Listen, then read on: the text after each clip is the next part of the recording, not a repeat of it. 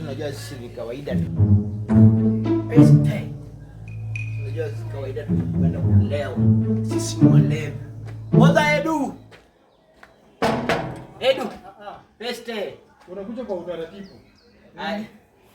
Sio kama wewe kawaida tu bana. Si venye tu. Wewe ongoje kwa unajua jana tumeenda kwa kunini kwa kulewa. Ukakuja ukaambia bibi yangu Flamini ni nini? Wewe umekuja kuchukua babangu na jana umpigana mamangu. Toka hapa enda. Wewe sikia vitu una vitu.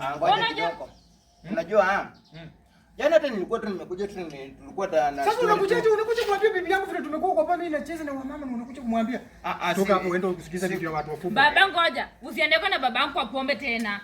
Hata sasa hata si hivyo venye anasema. Lakini vuruguti wewe unakuwa mtu mkubwa. Lakini wewe sielewa sawa. Kuelewa vitu gani wewe unanichukua unanipeleka huko tuna nini na unakuja kuambia bibi yangu. Mimi nagongana bibi yangu usiku juu yako. Sio naambia leo kama na hapo tu yesi abeha kupima sababu wewe si uelewa kaza kufikiri. Sasa ananipima na ananinyonga karibu anafinja shinge inakuwa nyenye. Wewe sio unafikiri ule wapi na bora kumi nako. Leo unamwambia nini? Bibi alikuwa anakupima tu akili aone kama tunacheza ama hatuchezi. Sasa yeye mtu anakupima akili wewe pia unakubali haraka. Wewe naye wajao ujinga bana. Isi naambia leo kama inakota. Kandi vizali mwijire leti yani mbere mu kolesi na mandawi kubirire wana nindi abere ba. Sasa kukupitia kwa nani mpaka lazima umwambie tulipitie kwa nani? Yaani arebe kubirire sina kuchelewe. Wewe unafanya aje? Enda mimi leo siendi kulewa. Wewe enda bana mimi siendi kulewa. Edu bana. Edu.